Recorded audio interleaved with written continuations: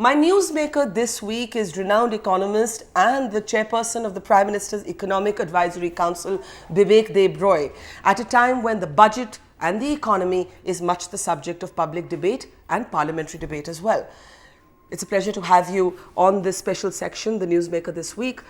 You have been more optimistic in forecasting the GDP rates than even the economic survey. You said that while the survey pegs it at 7%, you would imagine, or you would calculate, or your estimate is that this could go up to 7.5% for financial year 18-19. What gives you this optimism, Professor Debroy, given the crunch in private spending, given that the fiscal deficit after the budget has had to be revised, given that there's a bloodbath happening globally on the markets, there is an apprehension of crude oil prices? What gives you this optimism? No, but let's not blow this difference between what the economic survey says and what I've said out of all proportion. Because the economic survey actually talks about a band, and that band is between 7 to 7.5%. That's the band it talks about. And I believe that at the end of it, we will see that we are closer to the upper end of the band, which is 7.5% rather than 7%. And the reason for that is fairly simple. That if you look at drivers of growth, there can be 4 drivers of growth, and that's all. One is public expenditure. Now, public expenditure, as you rightly said, is constrained because of fiscal reduction compulsions, fiscal deficit compulsions, and also the fact that a large amount has to be devolved to the states. But let me also quickly mention that almost half of capital investment now happens at the level of the states. But let's look at the other 3 drivers. The other 3 drivers are private investments, private consumption, and net exports. Now, all 3 do not show enough of a revival to pull us up to 8% plus, but I do believe there are enough signs that all 3 are reviving a little bit, as a result of which I think that in 18-19 we should probably end closer to 7.5%. Although a quick caveat, like all economists do, that when we are talking about this, we are talking about real growth. Yeah. And real growth is obtained by deflating nominal growth with a GDP deflator as a mark of inflation. Most economists would find it difficult to predict what the level of the deflator is going to be, and therefore the actual level of real growth will depend on the deflator also. Now, you know, when the Prime Minister restructured his advisory council and made you the chairperson, there was an acknowledgement that the economy, in a sense, needed urgent attention. There had been disruptors. You could keep arguing demonetization, GST, you know, what the consequences of them have been, and we'll come to those later in the interview. But as you look at the budget today and the discourse around it, what for you has been the standout feature? Has it been the healthcare proposal? Has it been the MSP? Because I like to debate both of them individually, but I want your take on what stood out for you. I think what stood out for me is that the obvious, which a lot of people do not seem to appreciate, which is the budget is not a sudden one-off event. The budget happens one day in the year, and the budget is one of the large number of instruments that is available to the union government. Yeah. And what struck me in the budget is the continuity in the budget with what the government has been doing since 2014. And what also struck me in the budget, and I want to underline this, is given the reforms that are happening in direct and indirect taxes, some have happened, some are in the works, the perennial obsession that we have historically had with the budget, that what does it do to this tax and that tax, is on its way out. It's still there as a legacy, but we are headed towards an era when we will no longer be interested in the union budget for that purpose. Really? Because a lot of people that self-describe themselves as middle class, when you say the word tax to them, they're thinking of long-term capital gains tax. They're thinking of the 1% additional cess.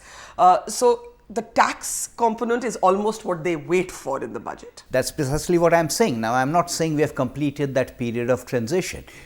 It's not the case that we have a GST that covers every good and service under the sun, but we are headed there. And once we are headed there, then the GST process becomes a completely transparent one. It does not change from year to year. Similarly, on the direct tax side, it's still in the works. It's not that it has already happened, but we are headed towards a system where there will be no annual changes. There will be a certain stability to tax policies. Perhaps it will begin to happen after the new task force on direct taxes submits its recommendations. So yes, therefore, we will not wait for the budget every year to see what it does, middle class or non-middle class, to taxes. You've seen the broad stroke story on the taxes, and it goes something like this, and you may find it oversimplified, but this is what people who pay salaries and also pay taxes are saying. They're saying, on the one hand, members of parliament have got a pay hike, judges have got a pay hike, corporates who earn up to 250 crores are now at 25%, so there's a relief for them. And here we are, the salaried paying professionals who have no relief, who have an additional 1% cess, and who have now this long-term capital gains, which was one way of us saving tax. Do you have any empathy with this argument? Only partly, but let's understand the broad brush picture. The broad brush picture is the following. There is a lot of tax avoidance that happens in the system. I am not using the word evasion. There is evasion, but there is tax avoidance. The difference between the two, one is legal and one is illegal. One is illegal and the other is illegal.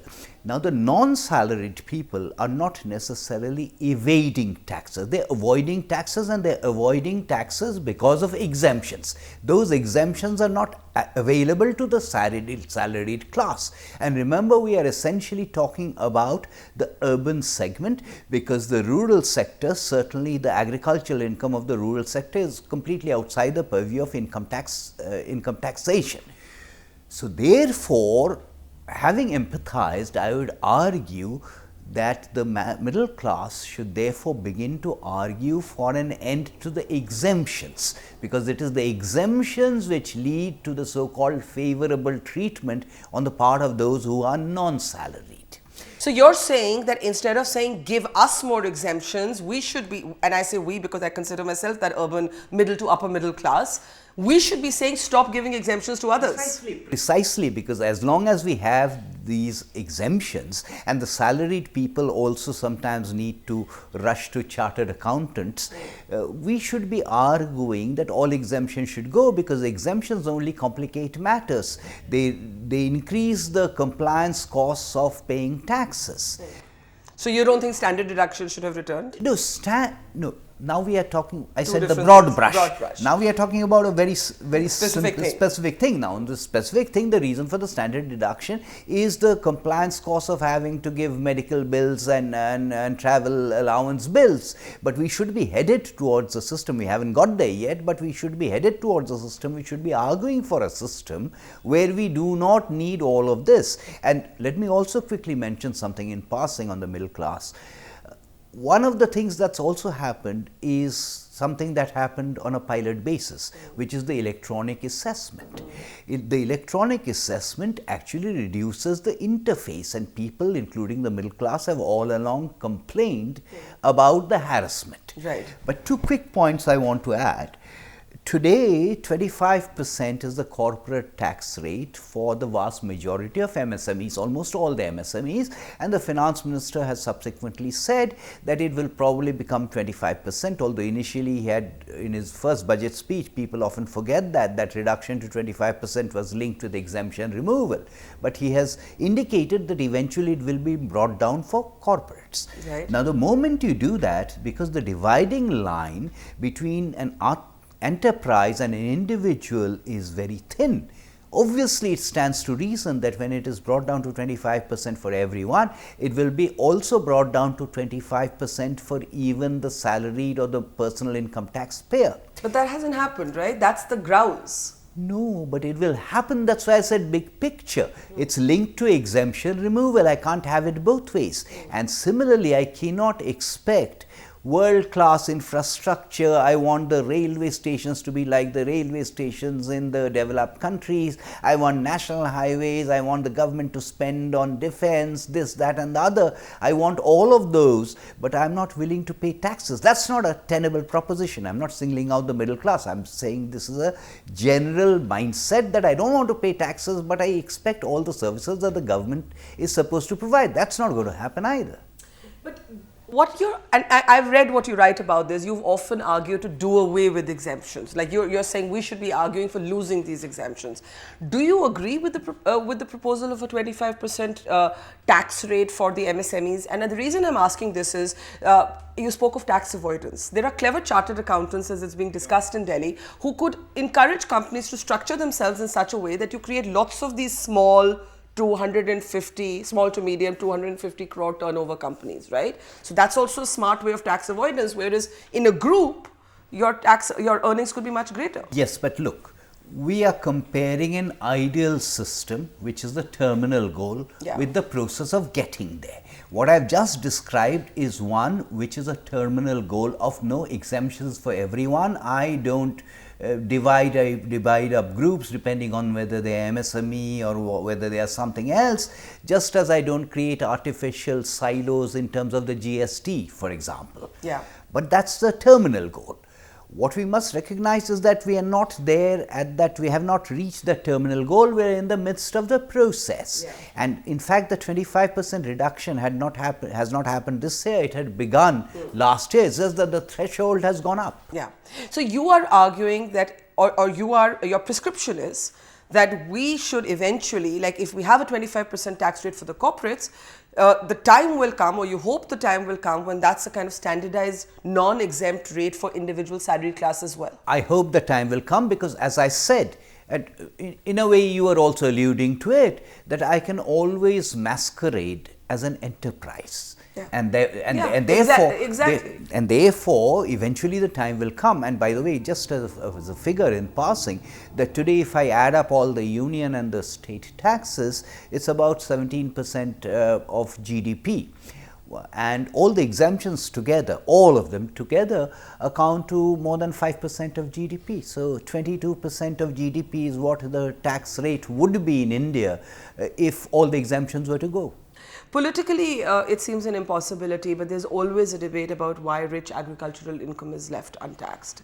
Where do you weigh in on that? Well, there's a difference between agricultural income of farmers and non-agricultural income of farmers. According to the Constitution, the agricultural income is the purview of the states. So it's up to the states to decide whether they want to tax it or they don't.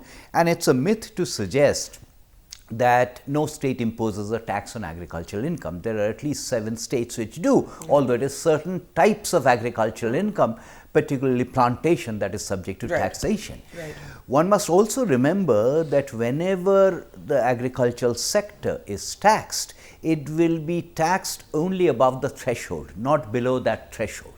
And the last computations that I am aware of were computations that are slightly dated, but computations that were done by Vijay Kelkar in the course of that Finance Commission, which suggested that if you use the threshold then 95% of farmers would be below the threshold in any case, they would not be taxed. So I happen to think that a large part of the discourse on this is unnecessarily politically contentious and is devoid of any rationality. Talking about farmers, the headline on the first day was that there was going to be a 1.5 increase in the minimum support price to farmers for the Kharif crops. When this was detailed and deconstructed further, you have agricultural economists like Professor Ashok Gulati saying there's a bit of a smokescreen here. And what everyone wants to know is this 50% on cost calculated on comprehensive cost or not? And if it's not, then they say that the rest of the 50% increase already existed even in the UPA years. How do you see this debate? Because the debate seems to be, how do you calculate the cost before you calculate the increase on the MSP? Well, I wouldn't call it a debate, because what the government has said is that the details will be worked out. And until the details are worked out, there is not much point in having the debate. So we don't know right now. We don't know right now how the cost is being calculated. That's correct. What we do know is there are 3 broad methods of calculating cost, one more inclusive than the other, and these 3 are based on A2FL and that's C2. correct, Yes. those 3.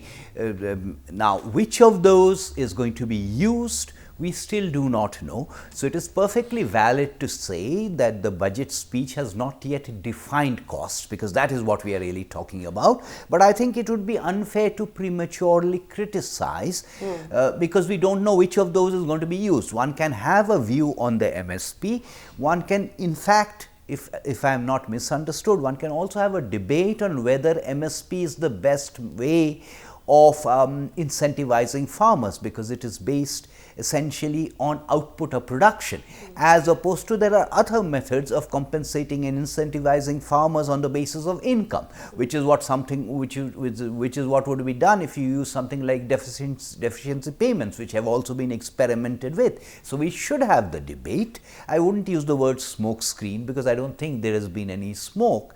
I'm quoting Professor Gulati. But let us wait for a while. But do you accept the argument that without this clarity on how this cost is being calculated, it wouldn't be a change if it were calculated on the old parameters? That's what some of the opposition is arguing. And if it is indeed calculated on the C2, which is the comprehensive cost and all-inclusive cost, then it would really increase the cost of what the government has to pay, and there are economists who are arguing that that would then lead to an increase in food inflation. All right, let me not unnecessarily use acronyms. Let me just call 1, 2 and 3. Yes. 1 is the minimum level definition of cost, 3 is the most comprehensive. It also varies a little bit from crop to crop, by the way. But by for paddy, it's greater, and for others, but by and large, it is fair to say that by the definition of cost as per 1, MSP today is greater than that 1. For a large majority of crops, it falls just short of 2. In some cases, it is marginally more than 2, but it falls far short of 2. Even if it were to be 2, it would be some increase. And the third and the most comprehensive definition of cost is, of course, 3. Now, if it were to be 3, and we don't yet know it is going to be 3, if it were to be 3, yes, of course, there is going to be a component not only of inflation, there are going to be other kinds of complications also. There are going to be fiscal costs, there are going to be issues of where do you keep those stocks, a whole plethora of problems. And the MSP, one must also recognize, is also something that is debated as to whether it is the most efficient way of, as I said earlier, incentivizing farmers. The other headline out of the budget was the healthcare proposal, from Obamacare to Modi Care. That's how it's being described. But once again, there is a sense that the details are either missing or awaited. The idea first born from the Niti Aayog, in fact, as the finance minister himself acknowledged. But here too, at least as a layperson, I'm reading estimates, and one health economist has pegged it at 1.3 lakh crores and says it's going to be more than the health budget of the country. Someone else is pegging it at 10,000 crores. Somebody else is pegging it at 20,000 crores. How do you see these missing details? Because this is the most, in a sense, welcome and positive headline out of the budget for from where we are placed as citizens. Yeah, I completely grant you that, because if you look at the two most important items as ideas in the budget, those would be whatever is going to be done to MSP and the healthcare. Again, let's wait for the details, because the details have not been worked out. The details are also contingent on what states do, because some states already have health insurance schemes. I'm sorry to interject, but that was going to be my next question. 60% of this money is going to come from the center, 40% is to come from the states. States also have political reasons to run their own health schemes. You have states like Tamil Nadu, for example, who have been doing this for a while, Andhra Pradesh, if I'm not wrong. Why will, in an election year, which is not so far away, why will states want to join hands with the center on this? The health insurance idea is not something that I would like to link to elections, and there is a reason why I am saying that. There are certain issues beyond the issues you have mentioned which we need to talk about and discuss and debate, and we can only do that once the details are available. Firstly, there is a reference to the SECC.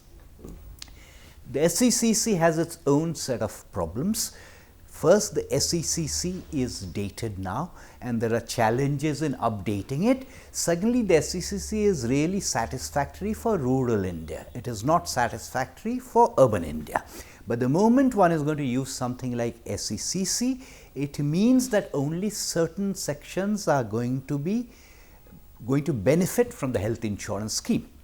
As a contrast, you have an universal health insurance idea which applies to everyone, and the moment you use something like SECC, you will have administrative problems. Right. So, in some ways, provided one could implement it, an universal health insurance idea is a much better idea. Now, this is something that we can only debate once the details have been worked out.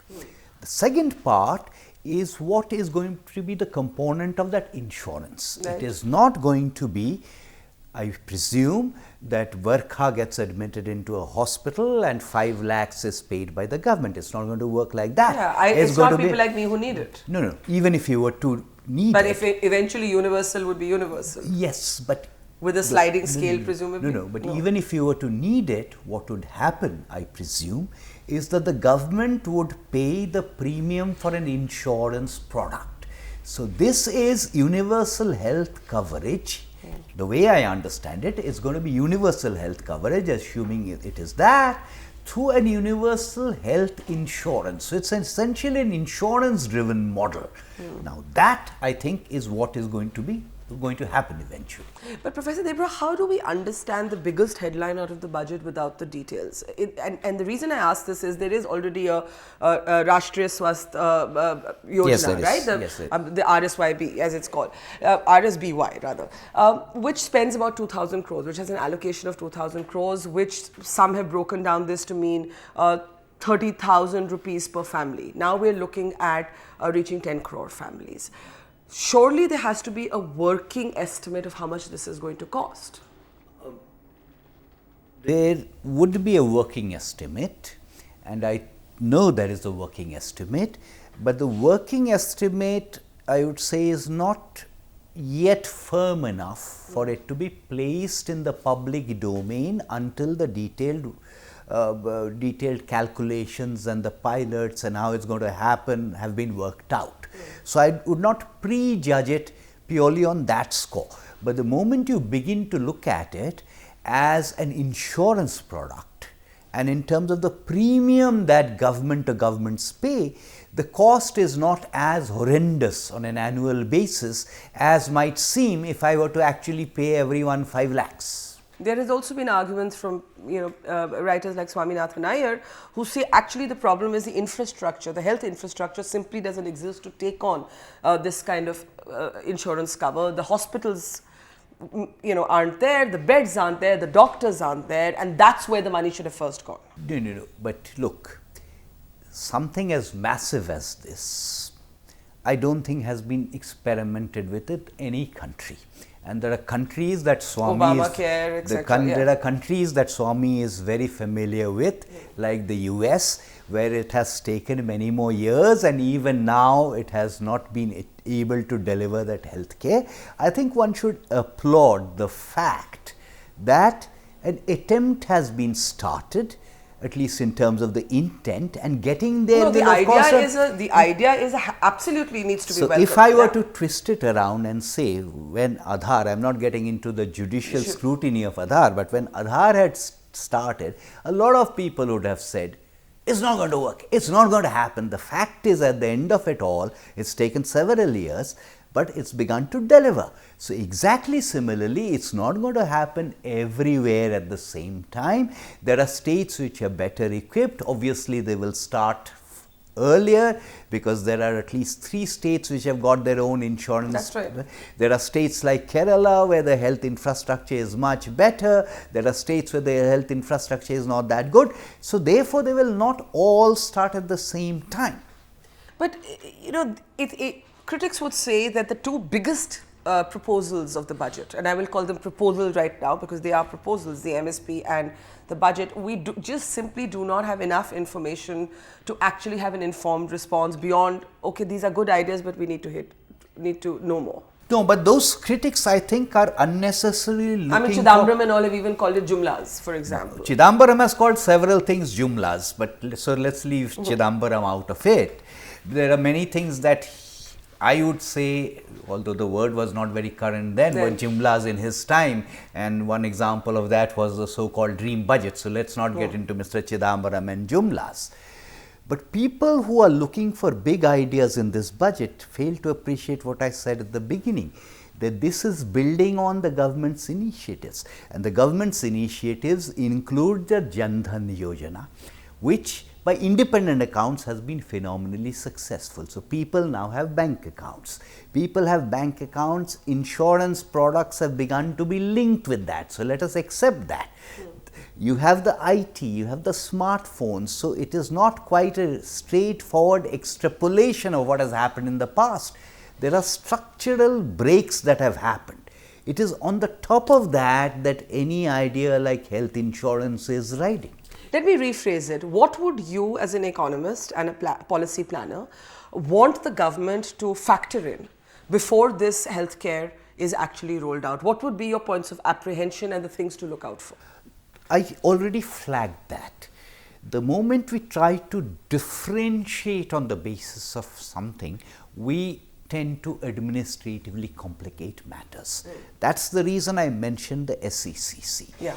SECC, the moment I begin to use SECC, essentially if I use the SECC, I will use certain deprivation criteria to say you are part of this and so is not part of that. Immediately I will have disputes, someone will come along and say SECC is old, SECC urban is not all that good. So, my first premise would be that we should not even try, and as I said, I am not privy to what is going to happen because those details have to be worked out, but my first presumption would be that we should not try for anything that attempts to differentiate between groups. It is no different from your argument about the MSMEs and the non-MSMEs. Right. In exactly the same way, we should recognize that this is an universal health coverage scheme towards which we will go eventually. The way to ensure that Barkha does not avail of that and I do, or the other way around, is to make it tenable in something like general wards, not private wards. There are other kinds of ways of doing it. There's also a debate of a primary healthcare versus secondary and tertiary. So there are ways of self-selection without trying to use artificial criteria to differentiate between groups of people. Now, there has been a kind of unspoken tussle between the government and the RBI on interest rates, and I say this with the awareness that there's again a focus on what the monetary policy will be. Will the rates cut or not? Some union ministers have openly expressed their exasperation and said we need the rates cut. How is this fault line, if at all you see it as a fault line, impacting the health of the economy? I wouldn't use the word fault line, those are very strong words. I think one should first recognize that central banks world over, and the RBI should be no exception to that principle, are cautious. They are certainly not as adventurous as some others might like to be, including some members of the Prime Minister's Economic Advisory Council. The central bank, the RBI, is concerned over inflation. Now, one can have legitimate criticisms about whether monetary policy is the best instrument to address those kinds of inflation. I happen to think the answer is no. So, all my sympathies are with people who argue that the RBI should bring down policy rates. However, I also acknowledge that the RBI is cautious because of inflation, and does not mean inflation as of today, but what it believes to be the future inflation, what it believes to be might happen to the deficit, what it believes might happen to crude oil prices. Having said all that, there is a long list of issues which everyone is aware of, which are impeding investments. Right. In that list, I think interest rates are not that high up.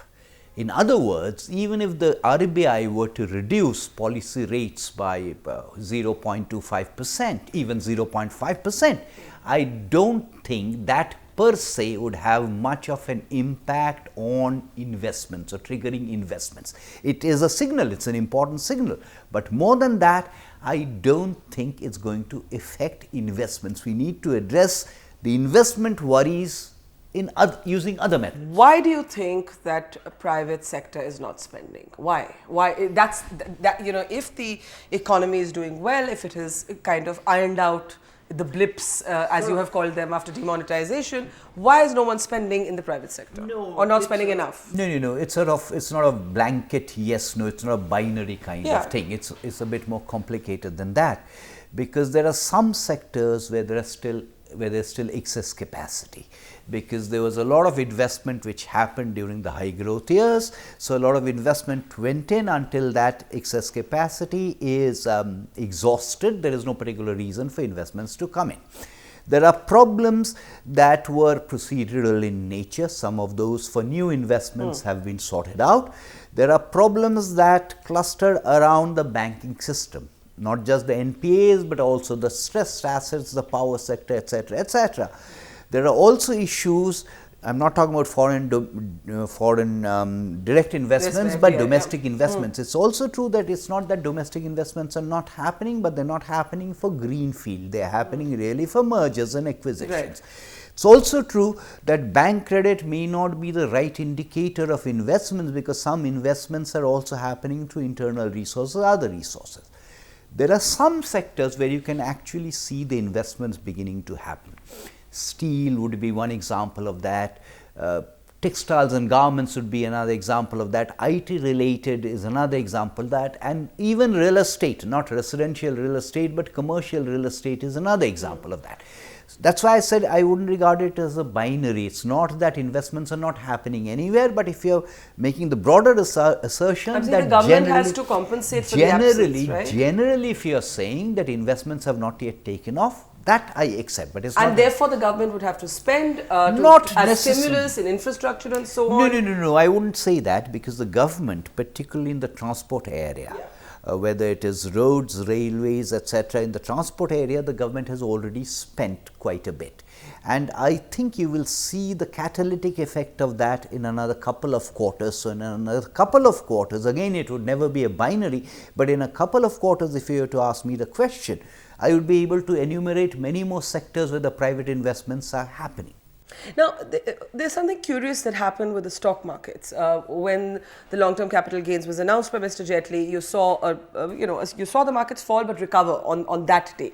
But the next day, there was a much sharper fall. There are obviously global factors at play here, but you're seeing Wall Street fighting back. How do we see what's happened in the volatility in markets in the last 3-4 days? Well, I have several responses. Firstly, you said the capital market, but what you really meant is the Sensex. And the Sensex is not quite representative of the entire capital market. The Sensex is prone to a lot of volatility, sometimes oblivious of whether that volatility is warranted or is not warranted. In fact, this budget is rather remarkable, because clearly the Sensex has not discovered anything hidden in the finance bill, because normally what happens is that something is discovered in the finance bill and immediately the Sensex reacts. That's not been the case. The long-term capital gains, I think most people had probably factored in, at least people, because there was some talk that there was going to be taxation on capital gains, and the economic argument is pretty simple, that you should not be discriminating across different financial assets, and therefore you should have an unified treatment. And as appeared in the newspapers, many economists had also argued for some kind of taxation. What probably the Sensex might have reacted to, because Sensex does not always react to rationale, but to the extent people were rational, I think they believed, or they thought that the long-term capital gains tax might be there. They probably reacted to the fact that there was no cut in the corporate tax rate to 25% for everyone. Nothing significant happened on the personal income tax side, and perhaps even to the STT. Because logic-wise, if there's going to be a taxation on long-term capital gains, there should be no reason why there should be a STT. But the government made it clear that that's going to remain unchanged. What do you think about that, the STT? No. You see, look, until the finance bill is passed, everything in the budget remains a proposal. So, in the course, as we know from earlier budgets, in the course of the discussions in Parliament, there are many changes that take place.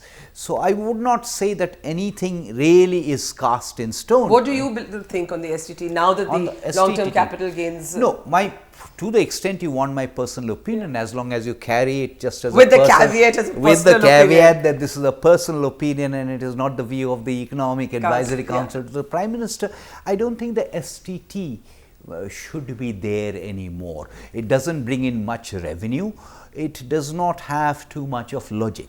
In fact, the STT was introduced when capital gains were not imposed back then. So, yes, the STT I don't think deserves to be there, but with that personal caveat. view. Yes. Now, I wanted to talk a little bit about the GST, and you have also written about this. There are countries with a unitary GST, and we have this sort of structured slab GST. People have said, okay, look, it was meant to be one country, one tax. Why don't we have one tax then? To which the finance minister would say famously that you can't have milk and alcohol, taxed in the same way, metaphorically. How do you believe the rollout of GST has been so far? It's almost like a work in progress. It keeps getting revised and reviewed. It's creating a lot of confusion for people who are not economists. It's like almost everybody is expected to be an accountant now of some kind. Well, everyone seems to be an economist, but there are two ways to look at the GST. One way to look at the GST is here we have a terminal goal of a GST, that's the ideal GST, and until we have consensus, we will wait, even if it means waiting for 20 years, 25 years. We have debated the GST, we will continue to debate it. One way to look at it. The other way to look at it is to say we know we don't have a perfect system, but let's get what we have. Remembering, as you said, it's a federal GST, so the states have to be on board. There has to be a GST council, and then we will tweak it as we go along, because obviously there will be problems of implementation, because you expect certain things, you do certain things on the basis of certain assumptions. If they prove wrong, then if the GST council tweaks it, I would sort of applaud it that at least the GST council is recognizing it.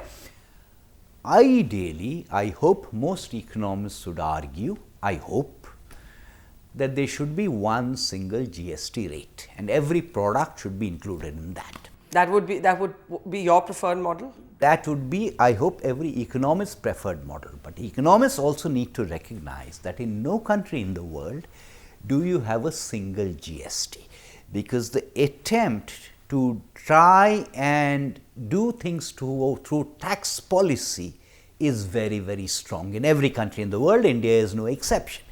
And therefore, realistically what we should expect is not one single GST rate, but probably 3 GST rates. One for the standard good, one for whatever is believed to be elitist, one for whatever is believed to be essential. What about what's left out? Fuel, the basis on which states came on board. Wait, we are still on what we are likely to get. 3 rates, whatever those rates are, maybe they are 6%, 12%, 18%. All rates, all products should become part of that. Today only half the products are part of the GST, and you mentioned one. So, what I hope for is eventually we will have convergence towards those 3 rates and all products will be part of that. But when we have convergence towards those 3 rates, the convergence has to be from both directions. I cannot expect the 28% to come down to 18%, but refuse to accept that the 0% and the 3% must also go up to 6%, because after all the revenue is also important. Yeah. So, but just to push you on that, eventually you would like to see even fuel, the exemption of which is the condition on which many states, became part of this. Would you eventually see a scenario where fuel would be part of GST? I think petroleum products. You said fuel. Well, I'm qualifying that. Yeah. I'm qualifying that by saying petroleum products, because there are non-petroleum products also part of fuel. I think on petroleum products it will be easier. Bringing in the other non-petroleum fuel might be a little bit more difficult, because it's going to be an incremental process. Right. It will probably be much more difficult for real estate, because real estate is again this bundle of all kinds of taxes. Some elements of that might come into GST faster, some later. So petroleum and petroleum products, I am not that pessimistic. Do you think the states would agree? I think it's a major revenue earner for them. So I know, but there is a lot of apprehension on the part of the states about what is going to happen to revenue, and that's really a function of what is happening to growth.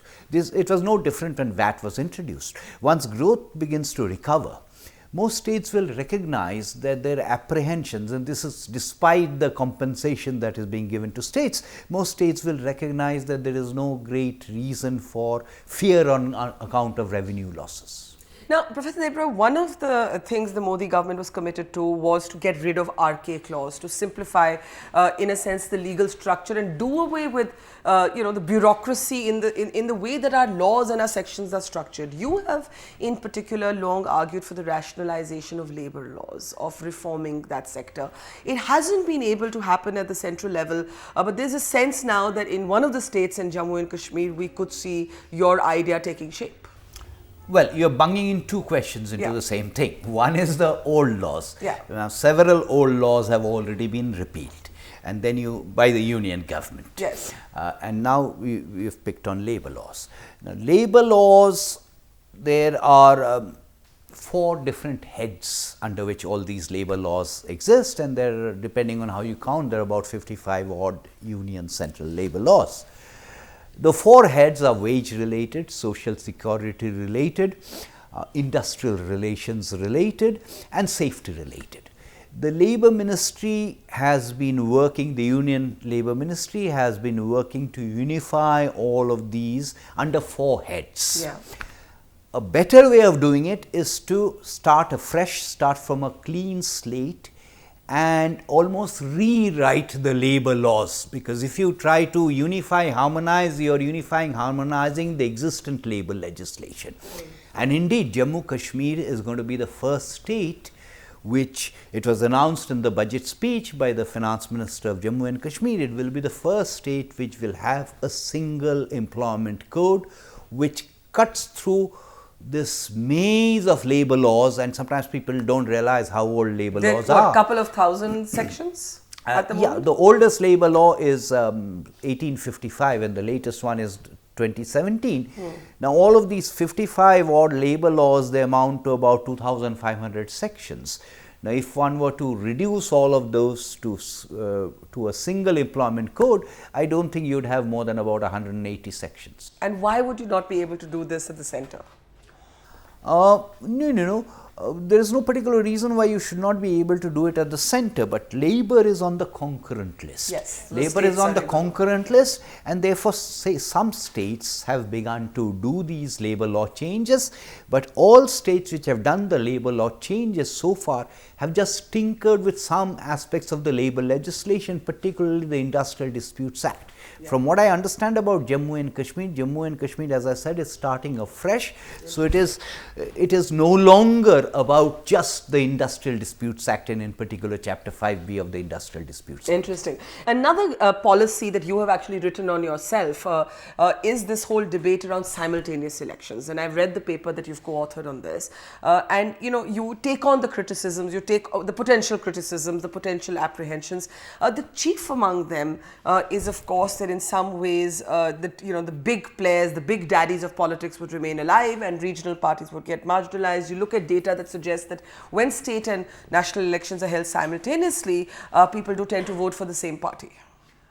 Well, if you look at the trajectory of Indian elections, and you've done it much more than I have, is since the second half of the 60s, the so-called regional parties are here to stay. The regional parties occupy a certain space, particularly in the state elections, and the national parties occupy a certain space, particularly in the parliamentary elections. There are some areas where the two straddle, but the apprehension on the part of the regional parties, I think, is somewhat unwarranted.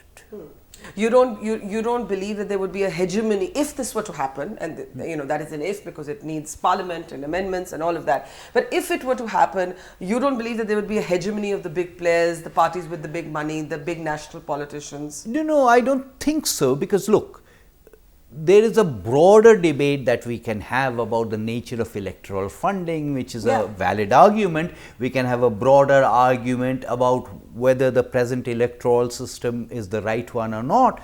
But within the present confines of this, if we are to just coincide, and remember the cycle used to be before, if one goes back to the 60s, it was more or less a cycle. And let's also recognize that there are problems because you are in a continual electoral mode in one place or the other.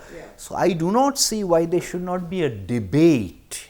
No one is saying it is being done from tomorrow, but I don't understand this great reticence to even discuss this. The one reason that you'd advocate in favor of simultaneous elections, there's obviously a sharing of a sort of a saving of costs because it's wasteful. Elections are in a way wasteful expenditure. But what's the political reason or the philosophical reason? Not just the financial costs. It is the mind space that is occupied by governments, because a government, whether it is, I'm not talking about a union government, even if it is a state government, it is perennial in electoral mode. So therefore, you do not have the mind space, and I said it's much more than just the financial costs. Your mind space is perennially occupied by what I should be doing for elections, and therefore this is cliched, but it's only in the second year or the third year that any government really does anything. After that, you're just looking at the elections. So you think it's time to debate this at least? Oh yes, absolutely. I think that's the reason we wrote the paper. All I'm saying is, no one is saying it has all kinds of changes that need to be made, including constitutionally other bits of law. All I'm saying is, let's at least discuss it. I do want to shift gears a little bit from the economy and bring up something that I know is of interest to you. We've all read at least parts of your fabulous series on the Mahabharata. You've long spoken about Sanskrit. You know, you're one of our foremost thinkers in literature and in many of these texts. And I want to put to you that there is some sort of catch-up attempt by some leaders of the Congress, Shashi Tharoor, who on this very program the week before was talking about the need to publicly embrace the Hinduism that the Congress has always represented. I'm curious to see how you see this embrace, or I called it re-embrace of Hinduism in his case. Well, I can't comment on what Shashi says, except that he writes very well and speaks very well, nor should I comment on what the Congress party does. But let me say this. And this, I think, is an important point, that there is a completely valid argument to say that my religion is my private business, whether I am Hindu, whether I am Muslim, whether I am Christian. It should not impinge on public space and should not influence public policy. Yes. Now, that's a completely valid argument to me. But let us also recognize that public policy in India, regardless of whether the preamble says secular or does not, public policy in India is littered with interference in terms of religion. So therefore, to argue… Do you mean the subsidies? All kinds of things. Minority institutions, subsidies, all kind of things, scholarships, this, that and the other. So therefore, to even pretend that in India, not today, but for years and years, that public policy has been dealing from religion is a completely untenable hypothesis. But can it be and should it be? That has long been the debate around secularism, which is now such a corroded phrase that everybody wants to say pluralism instead. But that argument that can you keep the state separate from religion, you're actually saying policies intermingle totally with, influences. That's correct. And ideally, the debate is not a debate which is about whether secularism should be there in the preamble or not, but the debate should be that if public policy should be delinked, why should family laws and inheritance laws be linked to religion? Now, the moment you mention that, of course, people get very upset. No, and also there's this kind of tinkering. So, right, the Hajj subsidy is gone, but people have said, then why not, on other pilgrimages like Mansarovar and so on. Minority institutions is another thing. But women's rights. I mean, there's so many areas where you use the word philosophical. So philosophically, if we agree that there should be a delinked and a disjunct between the two, we should address everything. It's not just this subsidy and that subsidy. Do you believe that delinking should be there, and is it possible in a country like ours? Oh, let me put it to you like this, that even when the Hindu marriage laws were changed, I'm talking about the 50s, yeah. there were a lot of people who said it's not possible, it's not going to be acceptable, but it was done. And it sort of, I would tend to think it has on balance worked. So time for a public policy divorced from religion. Absolutely. And time for laws divorced from religion. Absolutely, absolutely. Well, Professor Debroy, it's always a pleasure talking to you. You always leave us with so much to think about. I'm looking forward to the next limerick, by the way. Do you have one to take out of your pocket for us right now? Well, since I know you can literally make them up on the spot. How long does it take you to actually compute a limerick? About 10 minutes. Do you have one for the budget? Budget? I've done things on the I budget. know. I've done things on the budget. No, the budget is out of the way. Much to our dismay, the budget is out of the way. Well, we look forward to your metrics and your limericks and your thoughts. Pleasure talking to you. Thank you.